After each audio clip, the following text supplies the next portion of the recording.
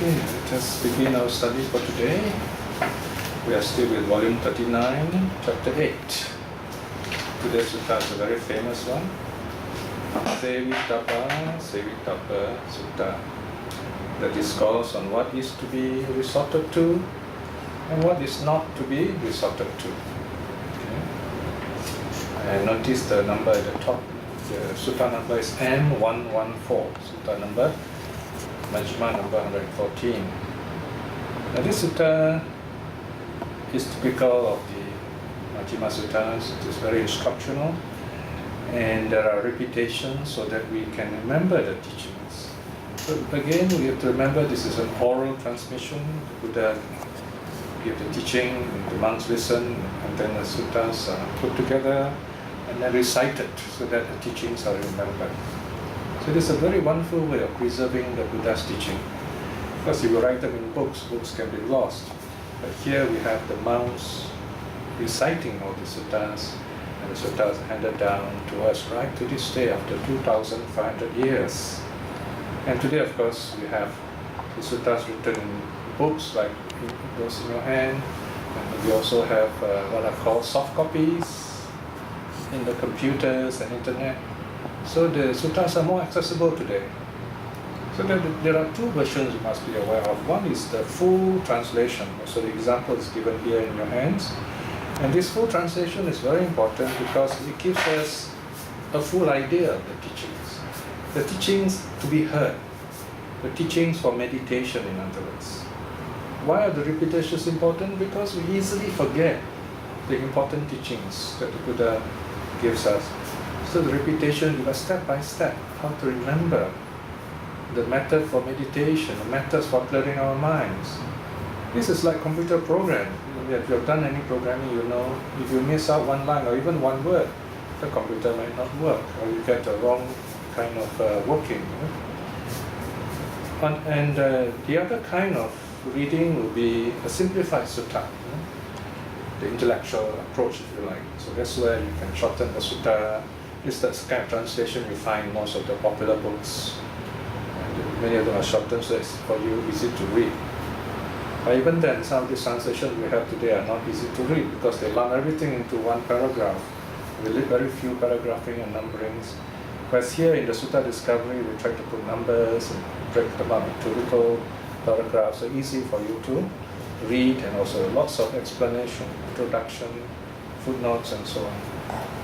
So this sutta is very interesting because the Buddha starts with a very short introduction, the key idea, the thesis, and then it is Sāriputta Sāriputta is the wisest of the monks after the Buddha, and he's the one who elaborates, say, oh yes, I understand what the Buddha has said, and now I think this is what it means, and Sāriputta lays out everything in great detail. So this is called the first cycle. And then the Buddha repeats everything again. So the Buddha says, yes, that is correct, and then everything is repeated one more time, so that the monks and people like us will listen again, second round, clearer to us. And then there's a second cycle and third cycle of the teachings. In fact, in the first two cycles, they have a parallel in the Sākkapanha Sutta, Nikaya 21.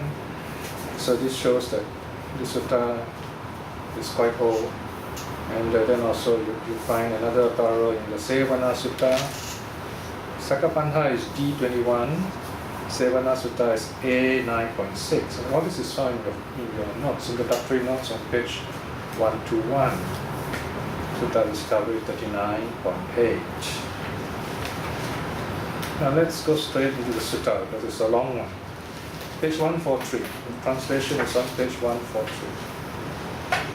Remember, if you can't remember the long name of the sutta, it's okay. If you look at the top part of the title on page 143, you see M114, right? So that is the sutta number, M114.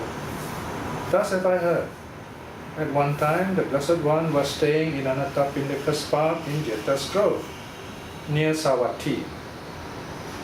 Then the Blessed One addressed the monks, Bhikshus. Bhante, the monks replied to the Blessed One in essence. Okay? So here again you see the Buddha addressing the monks, and the monks are responding, okay, saying Bhante. So in other words, you have the teacher, the audience are both ready, and there is this teaching which is going to be given. Right? So then the Blessed One said this.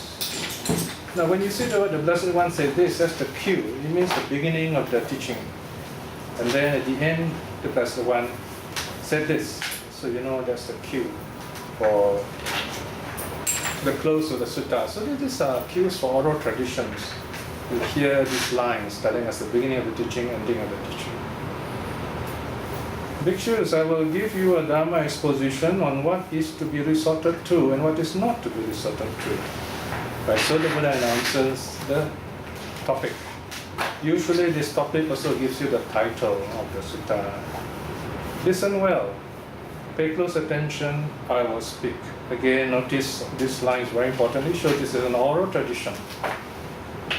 And oral traditions are very important in the sense that the teacher directly addresses the pupil or the audience, and the audience has to listen. In other words, no notes. Okay? We're so used to books and notes today. So in a sense, it's easier. You can take home something and read. At the same time, it can be challenging because sometimes you can get lost in the text and you don't hear what the teacher is saying. So these are things that we need to be skillful with, in other words. Eh? So in many ways, it's easier for us. We can take home the notes, but at the same time, the original idea of the oral transmission can be difficult for us. Why is oral transmission so important? It's because when you hear a living message, it gives you the sense of connection. It's not something dead, as it were, the dry ink of the teaching, so to speak. Then there's another level of understanding. You have to understand the passage and then put it into practice.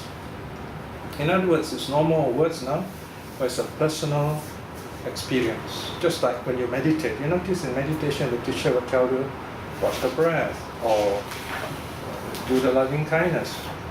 And what you do is, you follow the instruction. When you follow the instruction, in other words, you go beyond the words. You no more just use the words. You internalize it, you experience it for yourself. Because if the word alone, whether singular word or with the S, words plural or big letter W or small letter W, the word is still not the thing, in other words. It's not the real thing. You have to experience the wordless teaching, in other words. And that is your own internal experience. You have to internalize it. The teaching, the word must become you, so to speak. Yeah? Otherwise, it's always outside of you, external to you, in other words. So this is the spirit of the oral tradition.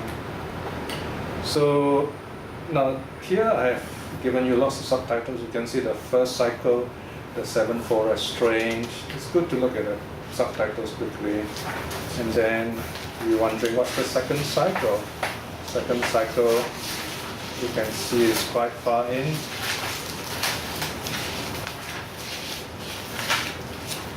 It's on page 158. Second cycle is on the 12 sense bases. You're wondering what are the 12 sense bases, right? 6 internal sense bases, your eye, ear, nose, tongue, body, mind, and the 6 sense objects. That's on page 158. And then the third one is at the bottom of page 161, proper resorts. Proper resorts means going to the right places for your spiritual practice, so to speak. And then the sutta concludes. So this is a meditative text. Remember, the suttas are all instructions. You have to be listened and then practiced. Sometimes stories are used here, so you have 2 kinds of teachings you must be aware of. Number one are the stories. The stories are to inspire us. It's like to draw us closer to the instructions. Prepare ourselves to clear our minds from other thoughts. In fact, the key idea of the stories is to make us happy.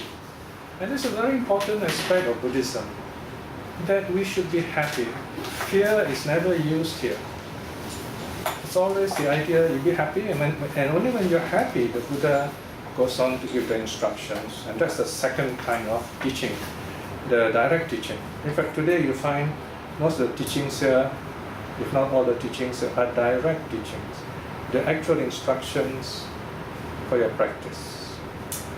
Now here again, you find the Buddha giving the instructions. The Buddha's first summary. The Blessed One said this: Bhikshus, bodily conduct is of two kinds, I say, to be resorted to or not to be resorted to. And this bodily conduct is either the one or the other. Okay, just look at one passage first, okay? Because if you try to read all at one time, it can be difficult unless you are used to the nature of the suttas. So this is where you see brackets 1, 2, 3, 4, and so on. Just read the first one, make sure you understand that clearly. So first the Buddha talks about bodily conduct. And once you see bodily conduct, you can guess, oh, this is clearly a set about the three doors perhaps. And you look down, you see second number 2, the highlighted word is verbal conduct, and then next one, number 3, mental conduct. These are definitely on the three doors of action. But then there is something else. Number 4 is the arising of thoughts. And then next page, number 5, the gain in perception. And number 6, the gain in views. And number 7, the gain in personhood. So there's something more here. So just keep it like that for a while. You may be wondering, wow, what's this? There's something extra here. No, just hold on. Look at the first, the brackets 1. So this is a template. We call it a template. Once you understand this template, you apply the same template to all the other sections, and you get the same idea only with one word, the keyword changed, or the keyword and the related words adjusted accordingly. So the Buddha says this body, our bodily action, there are two kinds. One which is to be done, one is not to be done. Sevitabba means to associate with, to connect with. Here basically it means to commit yourself to action. There are some things we should do with the body, there are some things we should avoid. Or in philosophy we say the ethics of commission and the ethics of omission. Commission, to commit, to act. And omission means not to act. So you've got this positive ethics, negative ethics, if you like. We want to go into deeper philosophical ideas. So there are two kinds. And then the last line says, and this bodily conduct is either the one or the other. So you cannot, the two won't overlap. The two don't overlap. Of course, we can sometimes say, this thing depends. We don't know whether it's good or bad. It can be both good and bad, depending on how you see it. But then, how you see it, it's only one side. So there's one angle each, in other words. You cannot have both at the same time. Because the person affected, there's only one effect, in other words. If we say there are two effects, we're only having an opinion about it, not the reality of it, in other words. So when we talk about this kind, especially in terms of the precepts, which are ethics, which are realities of life, there's only one aspect, either right or wrong, in other words. And then you act accordingly. It's in terms of karma, that is. Okay, if something is beyond karma, of course, there's something else. If something is philosophical, an idea, yes, we can talk about both ideas being possible together. But here we're talking about action, right? So this is about the body. Then the second section, bhikshus' verbal conduct is of two kinds, I say, to be resorted to or not to be resorted to. And this verbal conduct is either the one or the other. So the same applies to speech. There are things we can do with speech, worthwhile doing it. There are those things we should not do with speech, it's not wise to do so. And number 3, mental conduct. Thinking, thoughts, same thing also. There are those thoughts we can resort to, we can think about, and there are those we should not. Yes and no. And there's only, it's either right or wrong. You cannot say both right and wrong. Now we come to something new, the arising of thought. Same thing, there are two kinds. One to be resorted to in order to allow it to happen. The other one is not to be resorted to. Don't allow it to happen. So here, in other words, here we already seen the three doors of action, but the Buddha is going beyond these three doors into some detail. So a bit deeper into Buddhist psychology, so to speak. So here is where we see this idea of a rising of thought. Now this is very interesting. So what the Buddha is saying here is, you will notice this thought forming in you, a nascent thought, in other words. So here it's not just a thought which is already there, you think and then you immediately talk or act on it bodily, but here this thought just arises. For example, you notice anger arising, or you notice desire arising. Right? So again, this is like watching the thought at the early part, and you nip it in the bud, so to speak. Right? Number 5 is the gain in perception. Here, the Pali word patilabba. Patilabba can also mean simply accumulation, if you like, a kind of getting something. Labba means something you get. Okay? So, gain in perception, you might say, this recognition of something in your mind. You do that very often. For example, you look around and say, oh, I know this thing, or I know that thing. Right? You are able to connect to the things you see around you. You recognize those things. You perceive an event in a way that you could relate to something in the past, in other words. Perception. It's a kind of awareness, okay, that has some value to you. And again here, there are some kind of perception which should be done, certain ones which should let go of. For example, let's say if you are traveling or walking in the streets and you recognize something good, you say, wow, okay, this person is very kind, this young man is helping this old lady across the road. So you perceive kindness. On the other hand, you see someone else very ill-mannered or doing some nasty thing, then the thought comes to you, and immediately when you notice a thought arises and say, no, I'm going to let go of this, it's not very helpful. Okay, that's the meaning here. And then number 6, the gain in views, ideas arising in us. Now, again here, remember, such texts are preparing us for meditation. Okay? I mean, if you're a philosopher, you say, wow, it's great to have views, why not? We have views and then we discuss these views, right and wrong and so on. But in meditation, okay, one view may arise to you.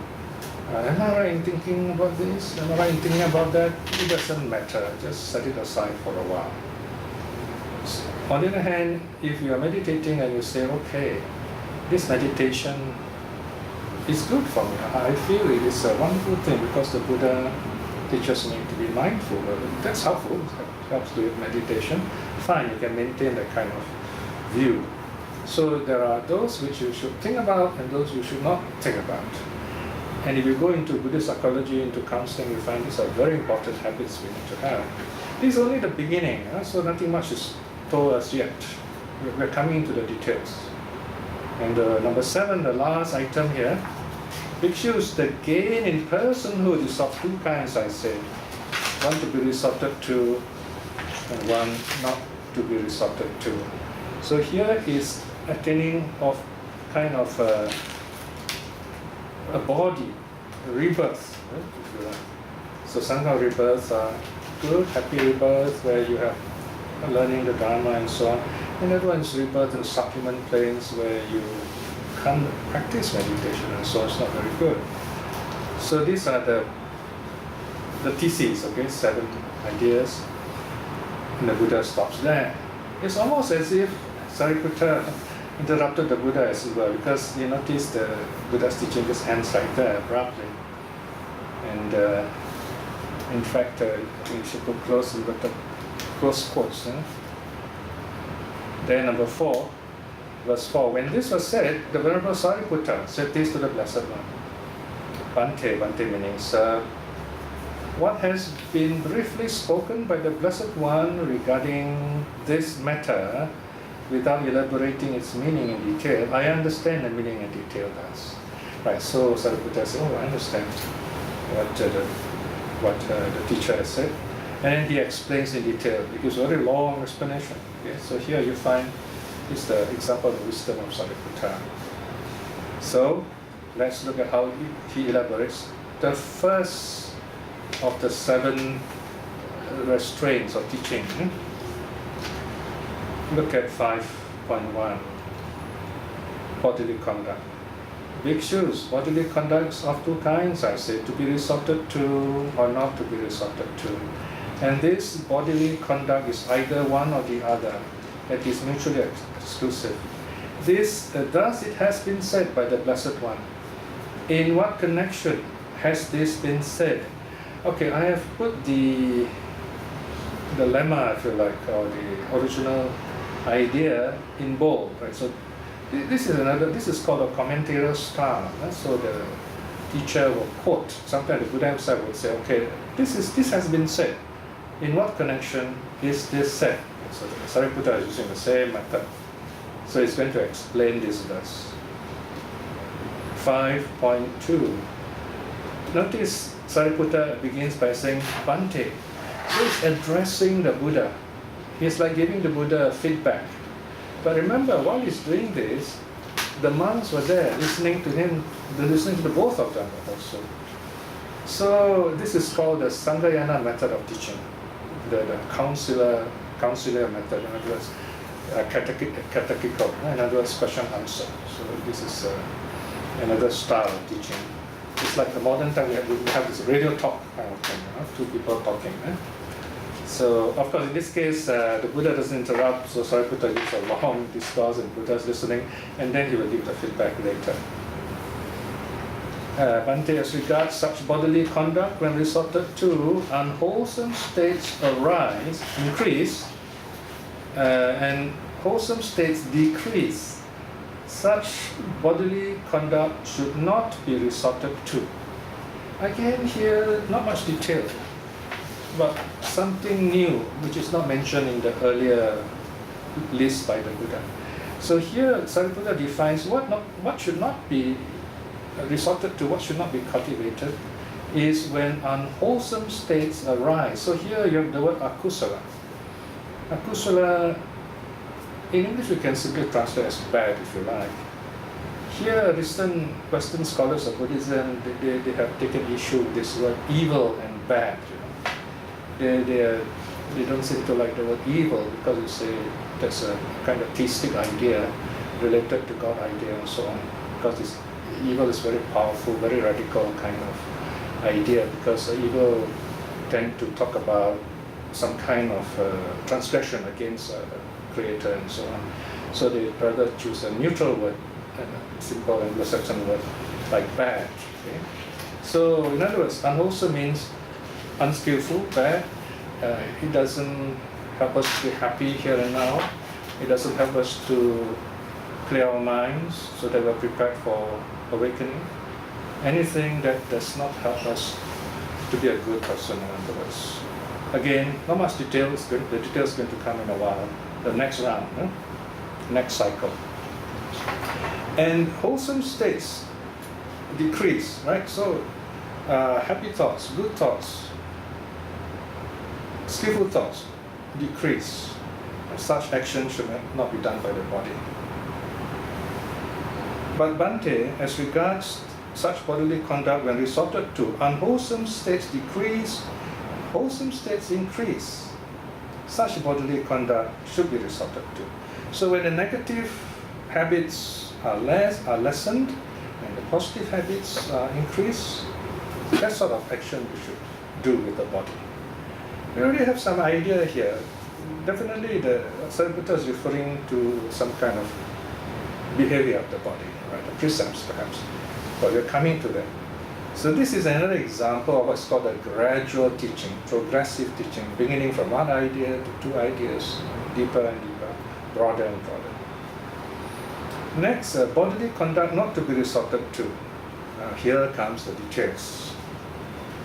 What kind of bodily conduct, Bhante, when resorted to, unwholesome states increase and wholesome states decrease? So he makes a statement and then he turns it into a question. Right? This is another example of a rhetorical question. He asks it and then he answers it. Okay, what are the bodily actions which when you do, the good states increase, the bad states increase and the good states decrease. Okay, look at the next section. You can see the headings 1, 2, 3. Killing, stealing, sexual misconduct. Now we're quite clear, talking about the first 3 precepts, which deal with the body. So this, in other words, is a kind of detailed study into the nature of the precepts. The 5 precepts, or in this case, the 10 wholesome, the 10 causes of karma, the kusala karma pata, 10 unwholesome causes of karma. Here, Bhante, a certain person is one who destroys living beings, cruel, bloody-handed, given to cruelty and violence, merciless to living beings. So that's how killing is defined. Number 2, furthermore, he takes what is not given. In a village or in a forest, he takes by way of theft others' possessions that are of service to them. So this definition of stealing. 3, sexual misconduct. Furthermore, he commits sexual misconduct, falling into such conduct with those protected by their mother, protected by their father, protected by their parents, protected by their brother, protected by their sister, protected by a relative, protected by the clan, protected by the law, one with a husband, a protected woman, even one adorned with a string of garlands. In other words, someone betrothed to another or engaged to another. So this is those women not to be violated, so to speak. In other words, restraint of your body, respecting the body of the other. Bhante, such bodily conduct when resorted to, unwholesome states increase, wholesome states decrease. So the first 3 precepts, in other words, are to be followed, have to be kept, or the 3 negative action of body are to be avoided. So you can know now, then the next part, the book, Sāriputta talks of what is to be practiced. It's just opposite of this 3, 5.6. And what kind of bodily conduct, Bhante, when resorted to, wholesome states decrease, unwholesome states decrease, and wholesome states increase. And here, answer is obvious. Look at the numbers 4, 5, 6. Non-killing, non-stealing, non-committing sexual misconduct. Here, Bhante, a certain person, having given up killing living beings, refrains from harming living beings, lays down the rod and sword, conscientious, merciful, dwells, beneficial, and compassionate to all living beings.